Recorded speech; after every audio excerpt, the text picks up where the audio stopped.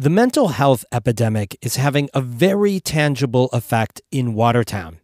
The hospital there found too often patients suffering from acute mental health crises were stuck in the ER waiting room when they really needed immediate attention. So Samaritan Medical Center is building a bigger emergency room. That's today's story of the day. Support for Story of the Day comes from Long Run Wealth, an SEC-registered investment advisor in Lake Placid, providing comprehensive wealth management, retirement, and financial planning solutions. LongRunWealth.com. And from SciTech Business Solutions, training and consulting services to help businesses grow. More information at citec.org. Hey, I'm David Sommerstein. It's Wednesday, October 18th, my mom's birthday. Happy birthday, Mama. First up, Governor Kathy Hochul is in Tel Aviv today, saying she's offering support and solidarity to people of Israel. Speaking yesterday in Washington before she flew overseas, Hochul said the attack by Hamas is deeply personal for New Yorkers, especially since New York State is home to the largest Jewish population outside of Israel. As the leader of this state, I feel compelled to go to Israel, comfort individuals who've lost loved ones, work to get humanitarian relief, show solidarity, and also make sure that humanitarian relief has a pathway to help those who are affected as innocent civilians on both sides of the issue. Hochul plans to meet with families and staff a food pantry before heading to Jerusalem to stay overnight. Hochul said yesterday the attack on Israel and the bloodshed it caused is unforgivable, and she reiterated Israel's right to defend itself. But she said help should also go to Palestinian civilians as a humanitarian crisis unfolds in Gaza. And I want to make sure that there are pathways to get humanitarian aid, as the president does, to those individuals who are suffering now. And I will defend and protect every single New Yorker, whether they are exercising their right to protest, whether they are on a campus, whether they're gathering in the streets of New York. President Joe Biden is also in Israel today on an urgent mission to keep the Israel-Hamas war from spiraling into a broader regional conflict. The office of Israeli Prime Minister Benjamin Netanyahu said today that limited humanitarian aid will be allowed into Gaza following a request from Biden. Canadian workers on the St. Lawrence Seaway have overwhelmingly voted to strike if they can't make a deal on a new contract by October 21st. Catherine Wheeler reports the Canadian not-for-profit that oversees the Seaway has warned it would have to shut down if workers go on strike. The Unifor union members could go on strike as early as today if the St. Lawrence Seaway Management Corporation doesn't make a deal. This is the third time the groups have sat down to negotiate a contract since the old one expired back in March. The union says workers want a pay increase. For a strike to actually occur, in the modern day, this would be a big blow to the maritime industry in North America. That's Michael Folsom, an observer who runs the St. Lawrence Seaway Ship Watchers Network. Because, it is a vital lane to the interstates and mid-continental Canada. So, for this to even be a potential, it runs a great risk in bringing commerce to Middle America. The Seaway is a system of locks and channels on the St. Lawrence River and other waterways that allow ships to go between the Atlantic Ocean and the Great Lakes. Folsom says these Canadian workers control some of those lock operations, and a long strike would mean the end for the shipping season on the Seaway. Especially as Canada is in its prime grain cargo shipping time frame. That's something that they depend on. Farmers across Canada and in the Midwest in the United States depend on ship cargo to move their products. The U.S. side of the Seaway operates 2 locks in Messina, employing 120 people.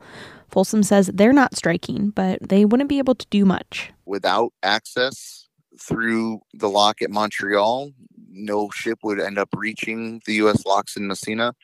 So these folks in Messina kind of have their hands up in the air, I would imagine, at this point, waiting to see what happens. The St. Lawrence Seaway Management Corporation has been warning ships since earlier this month that they might not be able to get in or out if there's a strike.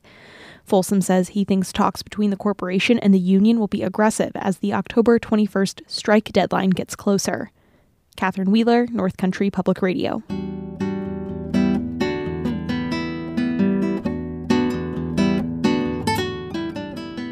A $2.5 million expansion at Samaritan Medical Center will almost double the number of special safe beds for mental health patients. Samaritan CEO Tom Carmen told me there's been a spike in the number of people coming to the emergency room with acute mental health crises. Pre-pandemic, we might see on average about 4 patients per day coming into our behavioral health unit. Since then, though, beginning in 2022, we began to see on average about 8 patients a day, and sometimes that would peak as high as 20 patients on any given day. In the summer of 2022, we actually went about 45 days that our emergency department was on psychiatric diversion because we had more than 7 patients in our facility. We just couldn't accommodate anymore. So what do you know about why so many more patients are coming into the ER looking for behavioral health treatment, so many more than just a few years ago? That is a great question, and I'm not sure we have a real firm answer for that. We do believe that the pandemic has contributed to this. It could be because of the isolation of the pandemic. It could be because of the pandemic itself. There probably are many other factors as well that have driven this. It could be the rise in homelessness that we're seeing. It could also be the rise in drug use as well. There's probably a lot of different factors, but we do not have a specific reason for this significant growth. And I don't think it's unique to Watertown and Jefferson County in the North Country. I think this is happening across the state and across the nation as well. One thing I noticed from your data was that there were a lot more children seeking behavioral health care. What can you say about that? You're absolutely right. That is something that we have seen a dramatic increase in the number of children who are seeking care. I suspect this is probably more related to the pandemic, probably not having schools in person for a long period of time, maybe the isolation that the children were experiencing as well. But it has been a significant increase. And frankly, that's a population that is more difficult for us to treat as well. For those that can withstand outpatient care, we have some great services throughout the region. But for those that need inpatient care, we do not have any inpatient mental health unit beds for adolescents or children. So we have to have those patients transferred across the state. What kind of issues are people coming in with? I mean, how would you describe sort of the range of symptoms, I guess, that people come in with that are needing this help? We have great support in this community for behavioral health patients, both with the programs that we run at Samaritan and other community-based organizations. There's a great network of programs throughout Watertown, Jefferson County, and frankly, the North Country. But when a patient does present to Samaritan, to the emergency department, they're generally presenting as a harm to themselves or others. So they either have suicidal ideations where they might harm themselves, or they might have indicated that they would harm someone else. That's typically what brings the patient to the Samaritan Emergency Department, which is why even expanding outpatient services is not necessarily going to solve this problem, because once they get to that stage, we are really the only place that can safely take care of them. That's Tom Carmen, President and CEO of Samaritan Medical Center in Watertown.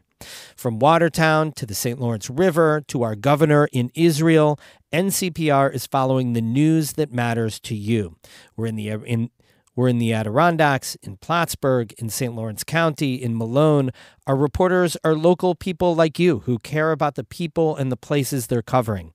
Help us keep this network of incredible journalists intact at a time when other media outlets are laying theirs off. Give as generously as you can to our fall fundraiser. Just 3 days left, so give now at ncpr.org/give. Thanks so much. Music today by the Saranac Project of Saranac Lake and Oscar Sarmiento in Potsdam. I'm David Sommerstein, North Country Public Radio.